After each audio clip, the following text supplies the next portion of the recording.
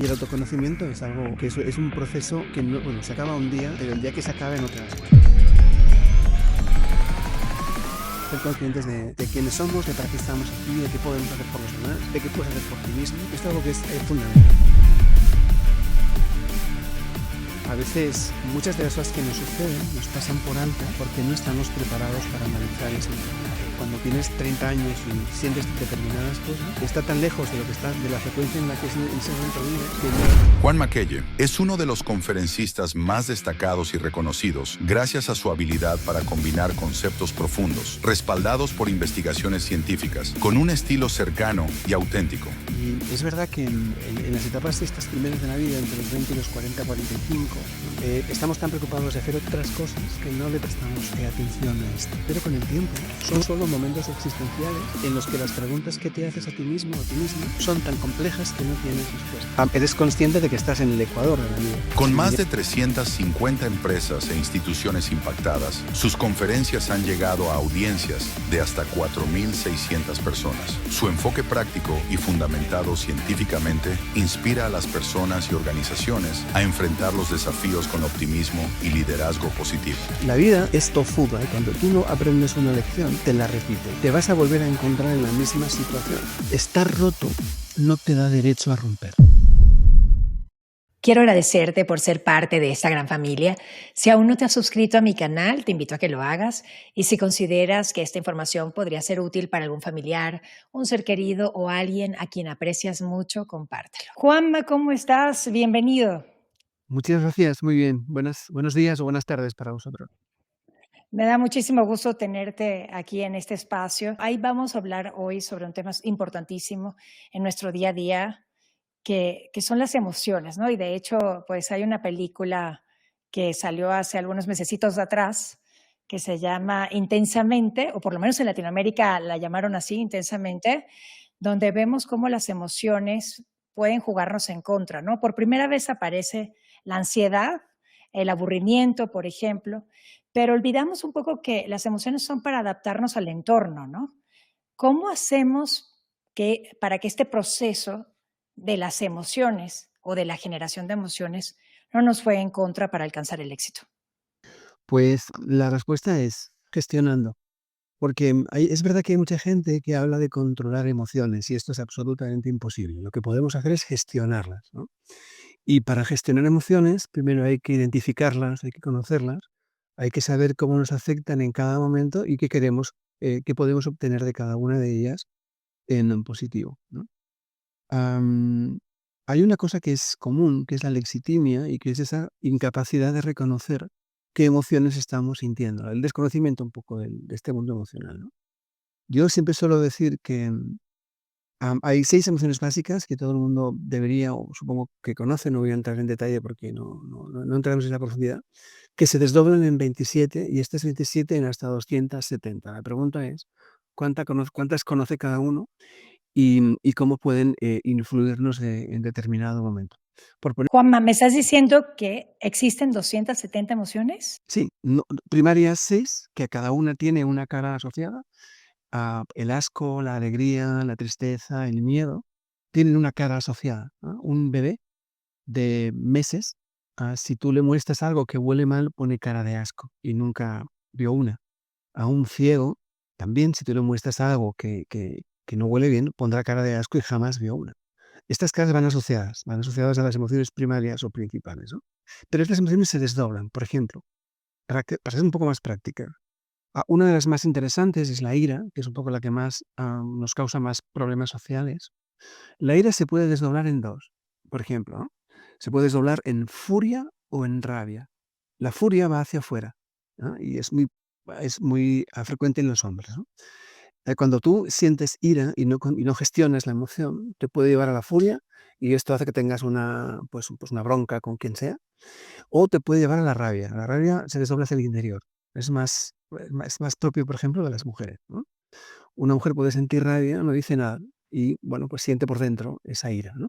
Entonces, cuando tú sabes que la ira te genera una de estas 2 emociones, se desdobla en rabia o en ira, hacia afuera o hacia adentro, tienes 10 segundos para contar, en el cual, decidir qué vas a hacer con lo que te va a venir inmediatamente después. Si sentir rabia es bastante absurdo, es como tomar veneno y esperar a que se muera otro, ¿eh?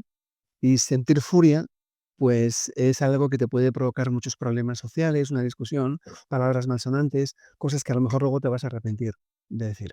Entonces, cualquiera de las dos cosas, cuando uno siente e identifica la ira, sabe que se puede desdoblar en una de estas dos, tienes 10 segundos para decidir, pues, gestionar qué vas a hacer con eso que sientes.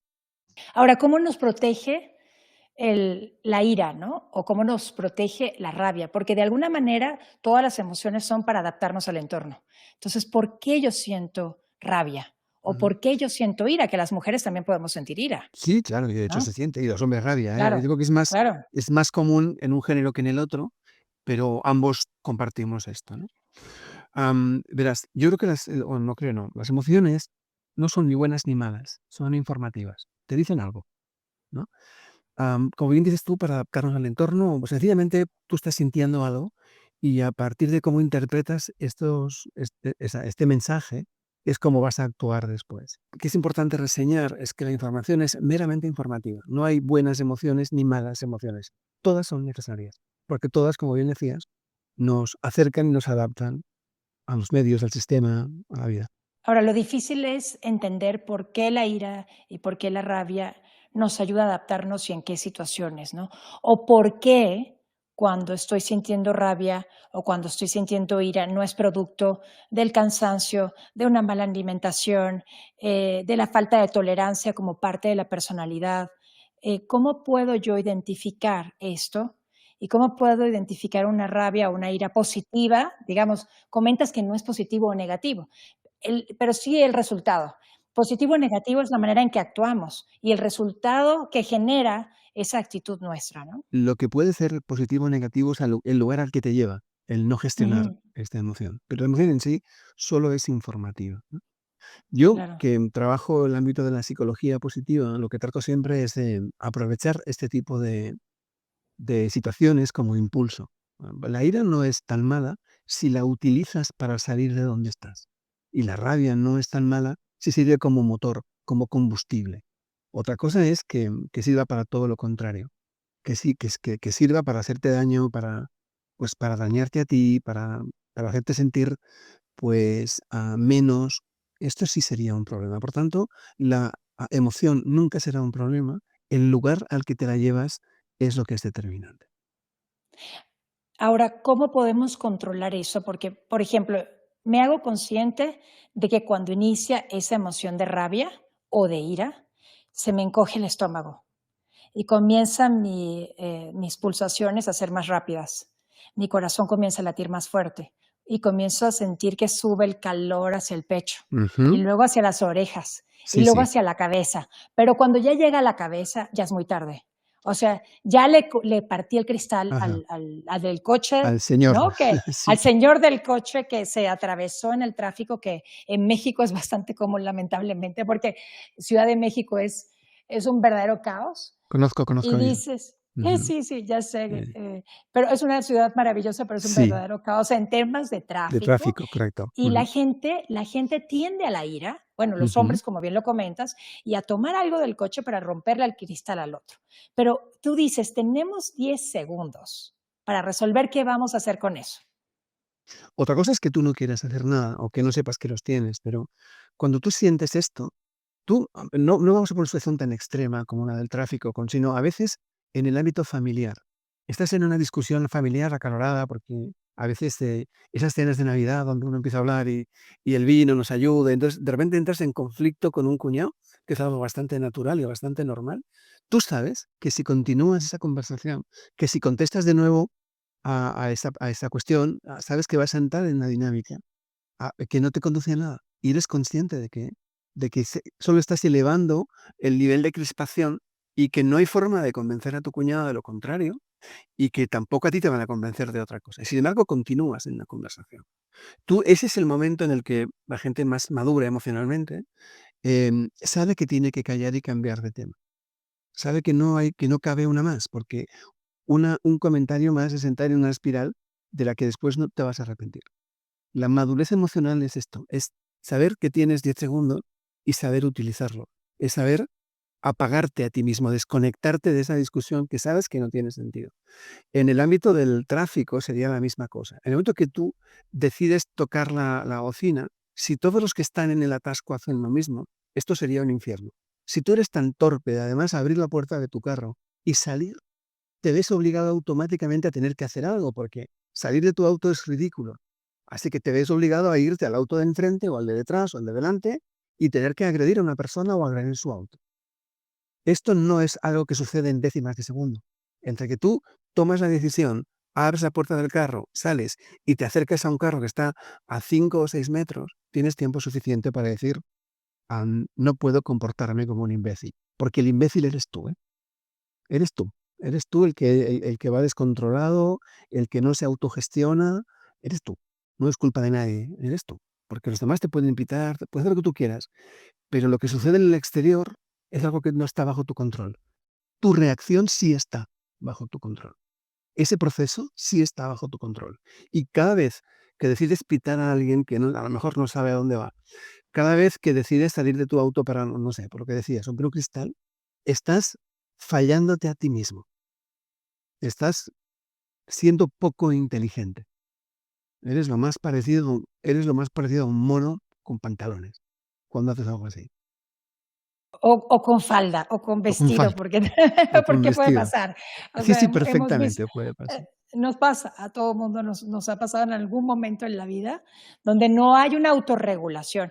Y me gusta lo que comentas sobre no eres inteligente, ¿no? Eres lo más parecido a un mono con pantalones, o no estás siendo lo más inteligente. Está siendo primaria absolutamente, porque, o sea, lo que nos separa a los hombres de otras especies es nuestra capacidad para tomar decisiones conscientes. Y cuando tú actúas de esa manera, no estás siendo una persona inteligente. Estás siendo primario, absolutamente primario. Te estás dejando llevar por cosas que son absolutamente primarias. Y esto, para mí, bueno, es un error en tu gestión. Fallas como persona. Hablando de la inteligencia, quiero entrar al tema de inteligencia emocional, Ajá. que lo comenta Goleman, y comenta 5 pilares fundamentales, ¿no? Él habla de la autoconciencia, la autorregulación, la motivación, es decir, utilizar estas emociones precisamente para alcanzar alguna meta, la empatía y las habilidades sociales, ¿no? Son 5 pilares. ¿Cómo podemos hacer para integrar estos 5 pilares y entonces poder gestionar esta información que nos está llegando del entorno? Verás, para progresar en la vida, Goleman ya desde los 90 me parecía que había algo en él que era absolutamente distinto a todo lo que habíamos visto hasta entonces. De hecho, ya en muchas empresas, en algunas de las que yo trabajaba, empezamos a interpretar el coeficiente emocional con la misma importancia casi que el coeficiente intelectual, porque para progresar en la vida es absolutamente necesario. En los pilares de Goleman, para mí hay dos que son básicos. El mundo de la motivación, para utilizar las emociones de una forma productiva y que las usemos como combustible y no como sofá o como trampolín y no como sofá. Y en el ámbito de las relaciones sociales, ¿no? En el mundo de la motivación, fíjate, yo soy bastante, yo me muevo en el mundo de las conferencias, como ya sabes, a nivel internacional. Y entonces veo muchas conferencias motivacionales, ¿no? Y al final un día llegué a una conclusión, y es que, qué importante es entender que motivar no es animar, motivar es dar motivos, ¿sí? Esa es la principal diferencia. No puedes motivar a alguien a quien no conoces. La mejor forma de motivar a tu equipo es conocer a las personas que lo componen y saber qué es lo que le motiva a cada uno, porque a cada uno nos motivan cosas diferentes. Pensar en que en el ámbito de la motivación uno puede llegar a un estadio con 7.000 personas y que salgan motivadas es un error de concepto. Lo que sí que van a salir es animadas, ¿sí? Porque la exaltación y la puesta en escena y todo eso hace que uno pues salga de ahí encantado de la vida y generas un pico del que al día siguiente van a caer más abajo de donde estaban cuando fueron, porque se van a sentir todavía más frustrados porque después de ver el gurú de moda no han logrado absolutamente nada de lo que se proponía. Por tanto, cuando hablamos de animar, animar es dar motivos. Y entrando en esa cuestión, para dar motivos hay que conocer a tu gente. Y para que tú, yo creo que de todas las motivaciones, en la motivación sucede lo mismo que en la disciplina, ¿no? La mejor motivación es la automotivación, igual que la mejor disciplina es la autodisciplina, porque todas las demás son impuestas. Cuando tú aprendes a automotivarte, aprendes a utilizar todos estos recursos como combustible, es cuando es cuando la vida te empieza a ir bien. Es cuando empiezas a entender qué necesitas para estar en el punto en el que te exige la tarea que vas a hacer. ¿Bien? Decir también en el ámbito de la motivación que para mí está sobrevalorada, no es tan relevante como parece, ¿no? Lo que sí es importante es el compromiso. A mí la motivación, bueno, no me parece mal, pero tampoco me parece tan crítica, ¿no? Cuando tú tienes un compromiso contigo mismo o con algo, no necesitas motivación.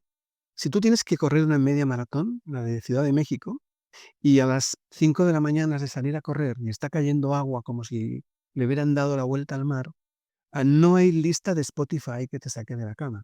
No hay gurú que te saque de la cama. Lo que te saca de la cama es tu compromiso contigo mismo y con la media maratón de Ciudad de México. Tu compromiso contigo. Yo creo que el compromiso sí es importante, Juanma, pero la motivación también, porque ahí está, por ejemplo, Simon Sinek que dice, comienza con el porqué, con ese motivo. Entonces, de repente, a partir del motivo surge el compromiso. No sé, me corregirás tú, pero digo, el motivo, por ejemplo, para mí es darle un mejor futuro a mis hijos y yo quiero lograr este objetivo precisamente para darle el futuro a mis hijos que ellos merecen o que yo creo que ellos merecen. Entonces me voy a parar de la cama como sea. Y ese motivo me permite hacer un compromiso con el resultado, ¿no? Sí, verás, Cynic y muchos otros o sea, lo que se hace con este tema es como que desgranar en exceso para hacerlo más complejo y también para poder escribir más cosas y vender más libros y hacer más cosas con él. Pero es más simple que todo eso. Entre que tú descubres el motivo y el compromiso es la misma cosa. Tú estás comprometida con tu familia. Por eso te levantas cada día, como lo hago yo. Independientemente de que en un momento determinado y previo a ese compromiso haya un pensamiento, obvio, claro que sí. Somos seres racionales en ese punto, ¿no? Bueno, en realidad tampoco, somos seres emocionales que razonan, pero de esto ya hablaremos. Quiere decir que claro que hay un pensamiento previo, pero lo que te mueve es el compromiso. Y cuando existe compromiso, es una fuerza mucho más importante y mucho más grande que el de la motivación. La motivación está bien y se utiliza mucho en el ámbito empresarial, se equivoca ese concepto de animar a la gente. Insisto en que motivar no es animar, motivar es dar motivos y hay que conocer a la gente para que tengan motivos. Si no, es muy poco probable. Puedes dar, pues sí, esa motivación de muy corto plazo, ¿no? Ese de uno sale de un concierto y también sale motivado, pero no se pasa la vida después persiguiendo al artista. Pues ya está, acaba el concierto, acaba el meeting de no sé quién, o acaba la conferencia del gurú y uno se va a su casa y al día siguiente vuelve a ser el mismo consigo mismo. Lo que te saca de aquí es el compromiso con tus proyectos, con tus compromisos familiares, contigo mismo, con lo que sea. Pero comprometerte tiene más poder que la propia motivación. Además, pienso que cuando hablamos de automotivación, lo importante a veces es pensar dónde bebe los grandes motivadores, ¿no? ¿Qué agua toman estos tipos o estas mujeres? ¿De dónde toman ellos? O sea, ¿hay una fuente para esto? ¿De dónde les nace esa fuerza? Porque el problema de necesitar motivación es que sin ellos no puedes vivir. Y esto es una mala idea. Aquí hay un error de base. Uno tiene que ser capaz de automotivarse.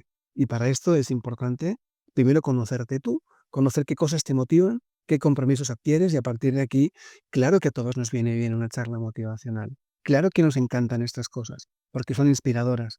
Pero la fuerza motriz, la principal, tiene que venir de ti. No puedes necesitar a alguien para todas esas cosas. Perdón. No, no te preocupes.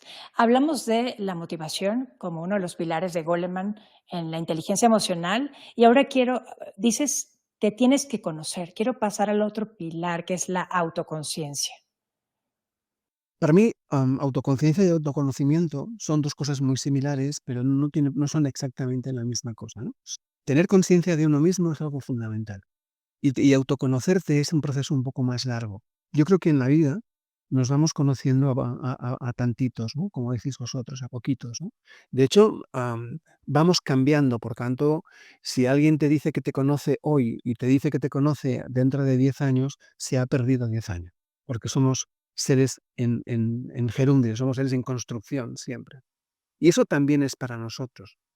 A mí me encanta conocerme hasta donde pueda, ¿no? Pero sé que no me conozco lo suficiente porque hay versiones de Juan Maquelle que todavía no se han presentado. Así que decir que me conozco, pues bueno, dice que me conozco lo suficiente como para tener una vida razonable en este momento vital, ¿no? Pero no soy la misma persona que era y espero no ser lo mismo dentro de 10 años. Pero que haya, no sé si mejor o peor, esto no me puedo comprometer, pero sí sé que seré distinto. Por tanto, el autoconocimiento es algo que tenemos que trabajar todos los días. Nunca se acaba con esto. La autoconsciencia, sin embargo, sí.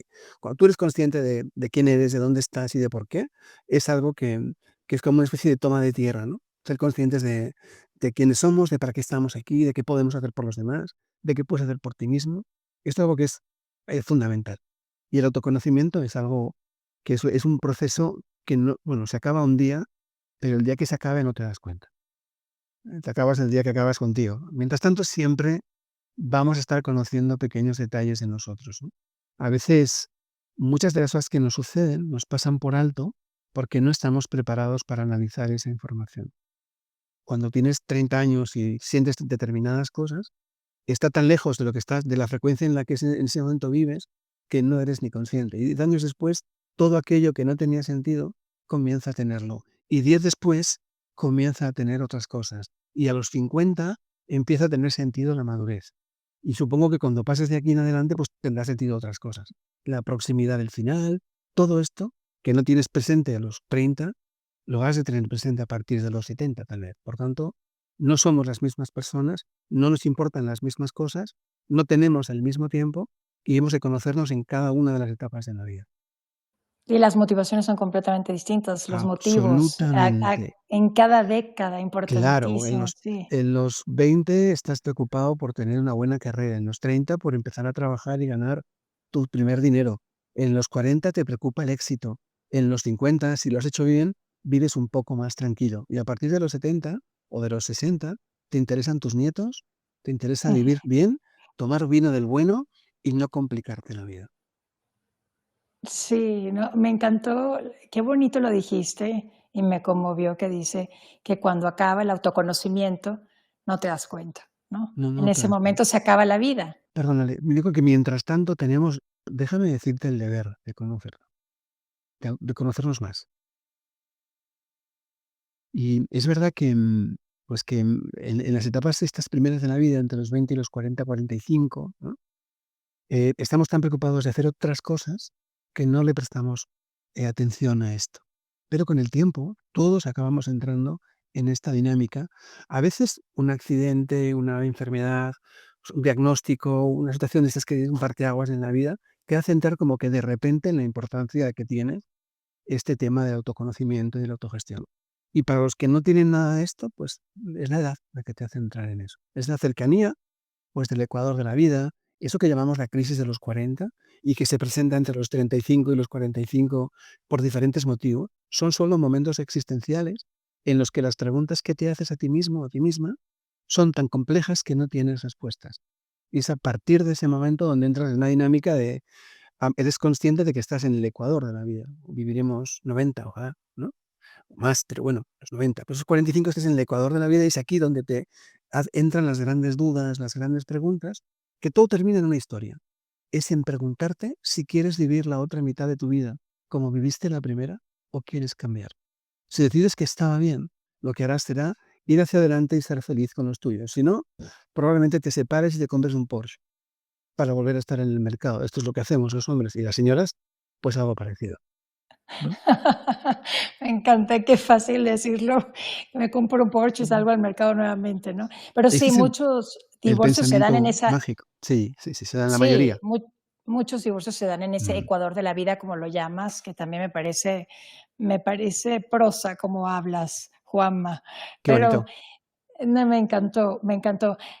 Y sí, probablemente yo me estaba preguntando en esos momentos por qué hay gente que es muy joven y que sin embargo tiene una autorregulación, un autoconocimiento importante, y ya me lo respondiste Sí. justo cuando me lo estaba preguntando y parece que me lees la mente, porque dices, claro, un evento importante, por ejemplo, Ujú. una guerra o un evento que te marca, que es un punto de inflexión en tu vida, la muerte de un familiar muy querido, por ejemplo, gente que se queda huérfano muy temprana, muy temprana edad, cuando son niños, entonces ya tienes, no es el tiempo el que te enseña, sino que es un evento, que es un punto de inflexión en tu vida el que te enseña y por eso aprendes muy joven, ¿no? Correcto. Déjame añadir que la madurez no tiene edad. La madurez no tiene edad. Asociamos la madurez a una etapa de la vida y no es así. Yo conozco chavos de 20 años con una madurez que ya quisieran muchos de 50. No tiene edad. La madurez es, por hacerlo de una forma, seguir con la prosa, yo diría que la madurez no depende de los años, depende de los daños con D, que hayas tenido que soportar y gestionar. Tiene más que ver con los daños que con los años. Con las cicatrices que deja la vida. Pero uno tiende a pensar que es con los años, ¿no? Esa es la inercia que traemos y decimos, bueno, si tienes tal edad debería ser maduro y no necesariamente. Sí depende de las cicatrices. Y es difícil pensar que tienes que pasar por daños para crecer, ¿no? Esto es la vida. La Ujú. vida es un complejo equilibrio entre el amor y el duelo. Del segundo no te vas a librar y del primero, pues ojalá no te libres. Sí, sí, sí. A Es esto. partir de ahí, Mm. de esa dualidad vamos aprendiendo y vamos creciendo. ¿Y cómo hacemos con la autorregulación? Porque, y para que llegue temprano, para no esperar que los años pasen, para no salirme del coche y golpear el coche del otro, o para no continuar una conversación incómoda que no va a llegar a nada.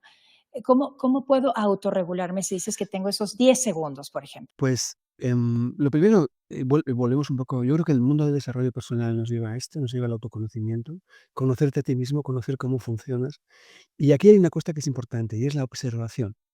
Yo tengo que observar, o es bueno observar cómo reacciono ante determinadas situaciones. Todos hemos vivido momentos que nos gustaría borrar, que si tuviéramos la oportunidad hoy cambiaríamos. Esa respuesta, esa conducta, lo hubiéramos cambiado. No hay nadie que yo conozca que siendo sincero consigo mismo no te diga, mira, ¿sabes qué? En aquella reunión familiar o en aquel momento o aquel día que me bajé del carro, no debería haberlo hecho. Si pudiera hoy, no lo haría. Todos somos conscientes de esto. Lo que el pasado no se puede cambiar, pero sí se puede cambiar el futuro. Cuando tú eres consciente de que aquella respuesta no fue adecuada, porque al final te trajo un problema con tu cuñado, pero también con tu hermana, porque al final es su marido. O sea, cuando tú ves esto, tienes una oportunidad delante maravillosa para que la próxima vez que estés en una situación como esa, tomes un camino diferente, tomes un camino distinto, tomes el camino del silencio. La gente tiene que entender que el silencio también sabe ser respuesta, que a veces hay silencios que son más elocuentes que las propias palabras. Cuando alguien te ofende, mirarle a los ojos y preguntarle, ¿te encuentras bien? En ese momento le vas a desmontar la vida porque no sabe ni lo que te va a decir. ¿Sí? O sencillamente permanecer en silencio y no contestar. No solo tú sabes que has ganado esa partida, todos los que estén alrededor saben que has ganado tú. Por tanto, el autocontrol siempre te va a dar la victoria. El que pierde es el que eleva más la voz, porque a veces crees que has ganado una discusión y lo que has perdido es un amigo. Eso no te conduce a ningún lugar. Todos tenemos situaciones en la vida que se van a volver a reproducir y en la que tienes una oportunidad de oro para que puedas actuar de una forma diferente a la que lo hiciste. Analiza y pregúntate a ti mismo, ¿qué podría haber hecho mejor? O qué podría haber hecho de otra manera. Con esas dos simples preguntas es más que suficiente, no hay que buscar cosas complejas. Busca una situación en la que hoy todavía te sientas molesto por haber reaccionado de una forma por lo que se provocó y decide qué podría haber hecho mejor o qué podría haber hecho de otra manera. Y aquí tienes la respuesta. La vida es tozuda y cuando tú no aprendes una lección, te la repite. Te vas a volver a encontrar en la misma situación. Ahora tienes la oportunidad de hacerlo bien y no solo para ti, vas a ver cómo tu entorno reacciona de una forma absolutamente distinta. Cuando tú no entras en una provocación, ganas siempre. No hace falta sacar el ego a relucir para ver quién es más grande o quién es más lista de las dos. No es necesario. En una entrevista me dijo alguien que la ira o cuando gritas, cuando agredes con el grito, quiere decir que hay una herida en la infancia donde tienes inseguridad, ¿no? O que te genera inseguridad. Entonces, por lo general, la gente que grita, se sale de sus casillas y grita, es que teme por su seguridad, ¿no? Pero es inconsciente. ¿Cómo podemos ligar eso? O sea, esa herida de la infancia con la actualidad. Al final no importa que es herida de la infancia o no, sino al final es lo que hacemos con esa herida. Detectar la herida, claro, detectar la herida para entonces poder transformar esa herida en algo positivo que nos adapte al entorno en lugar de gritar. Pero a mí me generó mucha compasión el hecho de entender que las veces, es más, compasión con mucha gente que me he encontrado que grita en la vida, que ha gritado, porque digo, probablemente hay una herida de la infancia y lo veo completamente distinto ahora, ¿no? No es que agresivo o agresiva o por qué me gritó, sino hay algo atrás que no conoce que lo está llevando a gritar constantemente, como esa persona que me lo dijo, ¿no? Que me dijo que en una terapia se dio cuenta de esto, ¿no? ¿Cómo podemos saber eso y cómo lo podemos gestionar? Verás, sin poner en cuestión lo que dices, que seguramente tiene todo el sentido, para mí, igual que tú ya lo comentabas también, lo importante no es lo que uno tenga detrás, sino, lo que uno puede hacer a partir de ese momento, ¿no? Es verdad que Ujú. tener una herida en la infancia puede llevarte a este comportamiento, pero también te puede llevar el estrés, y te puede llevar la ansiedad, y la presión laboral, y un ego desmedido, y la necesidad de Sí, ganar. Y eso no tiene que ver con heridas de la infancia. Solo el N%, que no será mucho, tiene que ver con esto. Por tanto, hay gente que te grita por pura presión, porque necesitas salir de ahí, ¿no? Y nadie te grita en una posición que es por debajo en el ámbito laboral, por poner un escenario concreto, ¿no? El que grita siempre es el que tiene la posición más elevada, nunca grita el de abajo. ¿Qué pasa? ¿Que el de abajo nunca tuvo heridas en la infancia? No, claro. la razón por que te gritan es diferente, es porque tienen esa autoridad y creen que les ampara, aunque no esté bien, ¿bien? ¿Por qué te quiero decir esto? A mí lo que me parece importante es que uno sea responsable de su vida.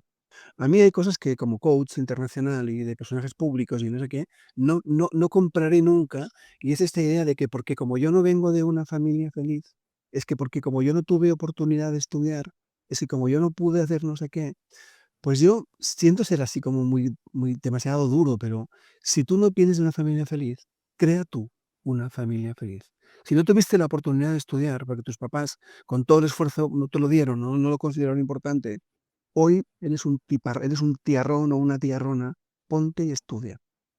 No creo que esto de victimizarnos y de que el pasado y tal, excepto en cuestiones que tengan que ver con o sea, que sean cosas, o sea, que tengan que ver con terapias y cosas así. Es decir, hay No traumas. lo veo, Ajá, Juanma, perdón que te interrumpa, yo sí, no lo veo como victimizarlo, sino entender el origen de un comportamiento para poder modificarlo, como una herramienta. Es decir, yo hago esto porque esto pasó, pero ya yo no estoy en peligro, ¿no? bien, Ya mi bien. integridad ya no está. Entonces lo Ujujú. concientizo, lo bajo al consciente y entonces allí digo, tengo la capacidad de reaccionar diferente porque ya yo no estoy en riesgo. A eso me refiero.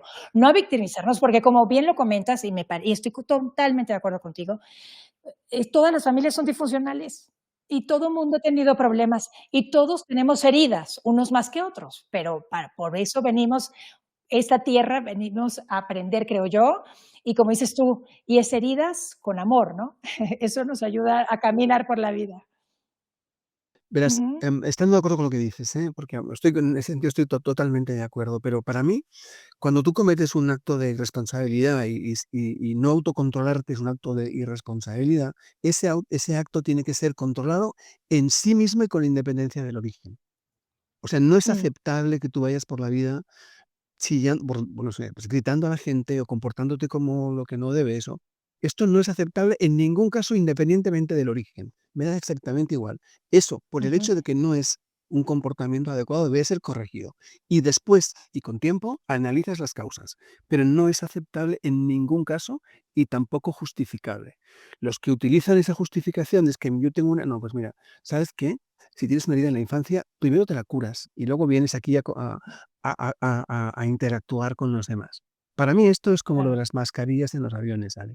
Primero te ujú, pones tú la mascarilla y solo cuando tú tienes la mascarilla bien puesta y sabes que está bien, te preocupas de las mascarillas de los demás. Pero primero tú.